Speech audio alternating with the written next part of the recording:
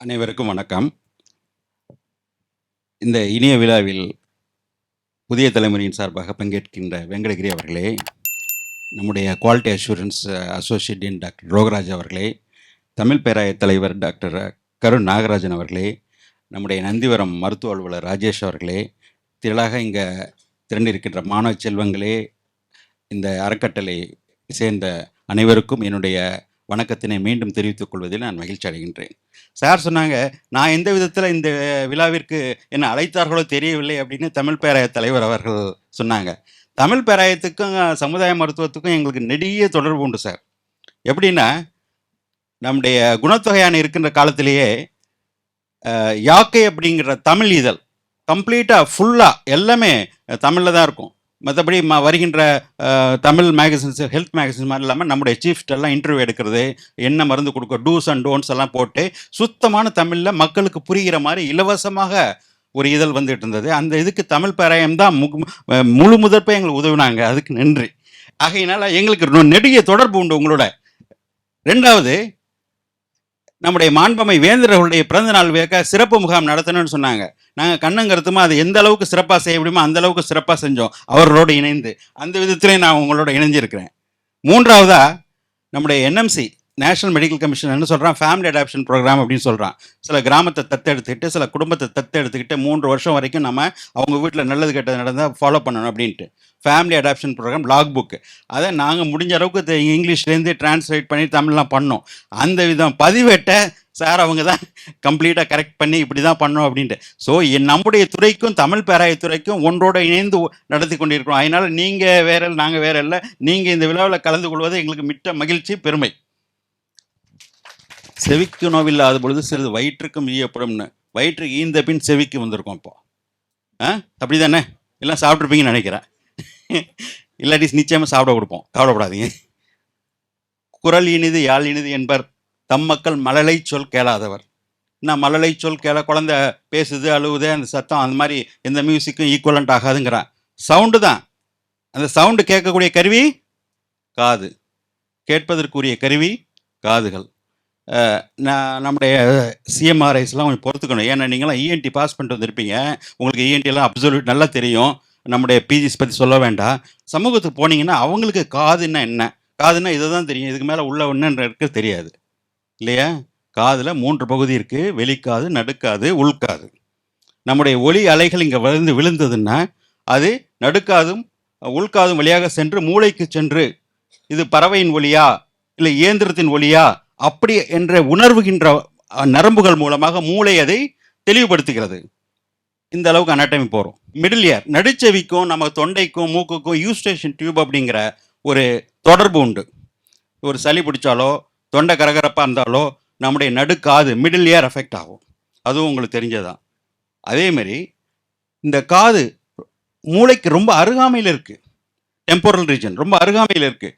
எந்த விதமான தொற்றோ, காதினுடைய தொற்று இந்த பக்கமாக இருந்தாலும் அந்த பக்கமாக எளிதில் மூளைக்கு பரவி என்கஃபலைட்டிஸ், மெனிஞ்சைட்டிஸ் போன்ற தொடர்புகள் வியாதிகள் வர வாய்ப்பு இருக்கிறது.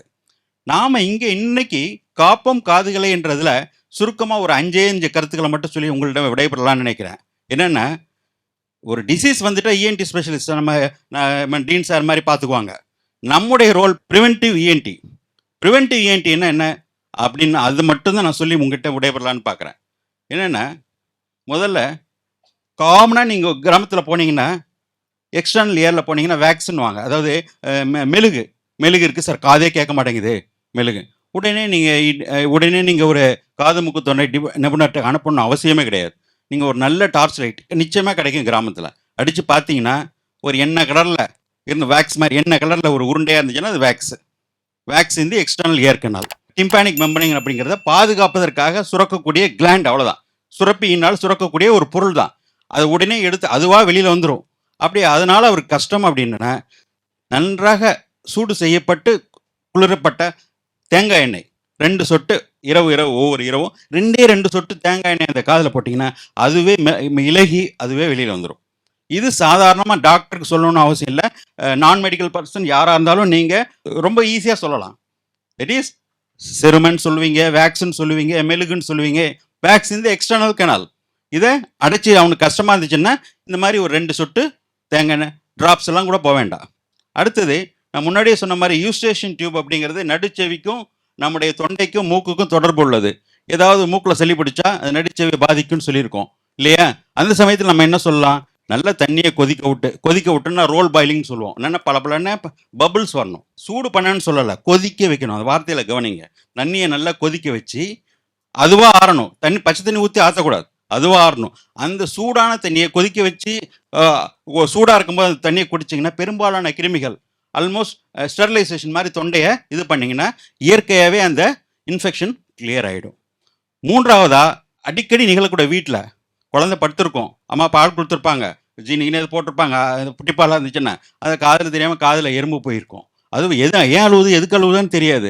அது பாட்டு அது வேற என்னமோ பண்ணிகிட்டு இருப்பாங்க. அது மாதிரி ஏதாவது ஒரு எறும்போ ஒரு என்ன வண்டோ அது மாதிரி ஏதாவது நைட்டில் பூந்துச்சுன்னா ஒன்றுமே இல்லை, எவ்வளோ சொல்லுவாங்க, அதெல்லாம் ஒன்றும் வேண்டாம். சாதாரண பச்சை தண்ணி கொஞ்சம் குடிக்கிற தண்ணி எடுத்துகிட்டு நம்முடைய சோத்துப்பு இருக்கு இல்லையா, சாப்பாட்டில் போகிறோம், அந்த இது கொஞ்சம் உப்பு போட்டிங்கன்னா கரைசல் மாதிரி ஆகிடும். கரைசல்னால் எந்த அளவுக்குன்னா அந்த உப்பு கீழே நிற்கணும், கரைஞ்சி தண்ணியிலே கரைஞ்சிருச்சுன்னா அது அந்த சால்ட் இல்லைன்னா அது கிடையாது. கொஞ்சம் தண்ணி எடுத்து கொஞ்சம் உப்பு போடணும். உப்பு போட்டு நீ கரைச்சேன்னா அதில் கரைஞ்சதுக்கப்புறம் கீழே படியணும் அந்த உப்பு. அந்த தண்ணியை எடுத்து ஒரு 2-3 சொட்டு காதில் போட்டிங்கன்னா எறும்பாக இருக்கட்டும் இல்லாட்டி வண்டாக இருக்கட்டும் அதனுடைய கான்சன்ட்ரேஷனில் கம்ப்ளீட்டாக மூவ் ஆகிட்டு இருக்கிறது, மூமெண்ட் நின்றுடும். மூமெண்ட் நின்றுச்சாவே வலி குறைச்சிரும். கொஞ்சம் நேரம் கழிச்சு அப்படியே வச்சுட்டு அப்படியே கவுத்திங்கன்னா ஃபோர்ஸ் ஆஃப் கிராவிட்டியில் அது அப்படியே வாஷ் அவுட் ஆகி வெளியில் வந்துடும். இதெல்லாம் சாதாரண இலவசமாக நீங்கள் ஹெல்த் எஜுகேஷனில் மக்களுக்கு கொண்டு சென்று சேர்க்க வேண்டிய செய்திகள். ஓகே. அதுக்கப்புறம் என்னென்னு கேட்டிங்கன்னா, இப்போது எனக்கு காது கேட்க மாட்டேங்க சார் சொன்னார், நம்ம டீன் சார் கூட சொன்னாங்க, there is a program for deafness prevention control program sir கூட சொன்னாங்க. அது நேச்சுரலாக வயசான கொஞ்சம் காது கேட்குறது மந்தமாக தான் இருக்கும். அதுக்கடுத்து வேறு காது வைக்க முடியாது, இருக்கிறத வச்சு அட்ஜஸ்ட் பண்ணிட்டு தான் போகணும். அப்போது ரொம்ப சத்தமுள்ள தொழிற்சாலைகள், ஒரு ஸ்டேஷனில் ஒரு பஸ் ஸ்டாண்டில் அங்கெல்லாம் வேலை செய்யவங்களுக்கு பார்த்தீங்கன்னா நிச்சயமாக காது கொஞ்சம் இதாக தான் இருக்கும். அந்த செவி திறன் அப்படின்னு கேட்கும் திறமை கொஞ்சம் கம்மியாக தான் இருக்கும். அதுக்காக நம்ம என்ன பண்ண முடியும், முடிஞ்ச அளவு இப்போ வீடு கட்டுறோம்னா நம்ம வீடு எங்கேயுமே ஒரு 15 அடி உள்ள தள்ளி கட்டுறது, முடிஞ்ச இடம் இருக்கிறவங்க. அப்படி இல்லாட்டி மரங்களை நல்லா வளர்க்க வேண்டியது. இதெல்லாம் வளர்த்திங்கன்னா என்னென்னு க்ரீன் பெல்ட்னுவாங்க. இது பண்ணி முடிஞ்ச அளவு காதுகளில் அந்த ஒளியினால் ஏற்படக்கூடிய விளைவுகளை கட்டுப்படுத்தலாம். இது மாதிரி பலதை நம்ம சொல்லிகிட்டே போகலாம். நம்முடைய இது என்னென்னு கேட்டிங்கன்னா, காதுகளுக்கு உள்ள வியாதிகள் வந்தது என்ன ரொம்ப அதிகமாக வந்துச்சு என்ன, நம்மளே ட்ரீட் பண்ண அவசியம், நீங்கள் ட்ரீட்மெண்ட்டை பப்ளிக்கு சொல்லிக் கொடுக்கணும் அவசியம் இல்லை. ஆன்டிபயோட்டிக் போடு, அந்த ட்ராப் போடு, இந்த டேப்லெட் சாப்பிடு அப்படின்னு சொல்ல வேண்டாம். ஹெல்த் எஜுகேஷன் இது எப்படின்னா, நாங்கள் இவங்க சார் சொன்ன பிரகாரம் மாண்புமிகு வேந்தர் அவர்களுக்கு ஒரு முகாம் நடத்தினோம். அது எங்கே நடத்தினோம்னா ஸ்கூலில் நடத்தினோம். இந்த முகாமை ஸ்கூல் நடத்தும் போது எங்களுடைய இஎன்டி ஆடியோமெட்ரி மிஷின்லாம் எடுத்துகிட்டு போய் டெஸ்ட் பண்ணோம். எப்பயுமே ஸ்கூலில் ஒரு குழந்தை படிப்பில் கவனமின்மையாக இருக்காங்கன்னு வச்சுங்க,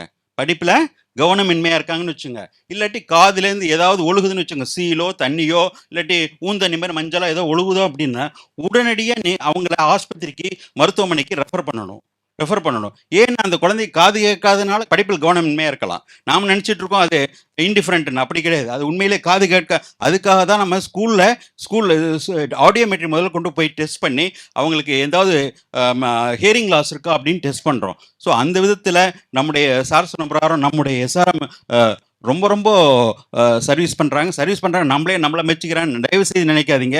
நீங்களும் எத்தனோ முகாமில் கலந்துருப்பீங்க. நாங்கள் ஒரு சின்ன ஒரு கணக்கு போட்டோம் சார் நேற்று.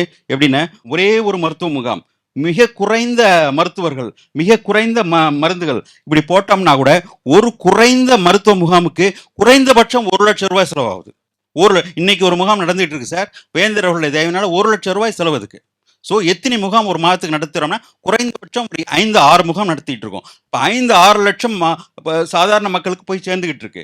ஸோ அந்த விதத்தில் மிக பரந்த மனப்பான்மை கொண்ட வேந்தர் அவருடைய கல்லூரியில் நாங்களும் பணிபுரிவதை எங்களுக்கு பெரும் பேராக நினைத்து இதை பற்றி பேசிட்டே போகலாம், மற்றவங்க பேச வேண்டியிருக்கு. அதனால் வாய்ப்புக்கு நன்றி கூறி நம்முடைய வேங்கரிக்கிற அனைவருக்கும் நன்றி கூறி அமைகிறேன். நன்றி, வணக்கம்.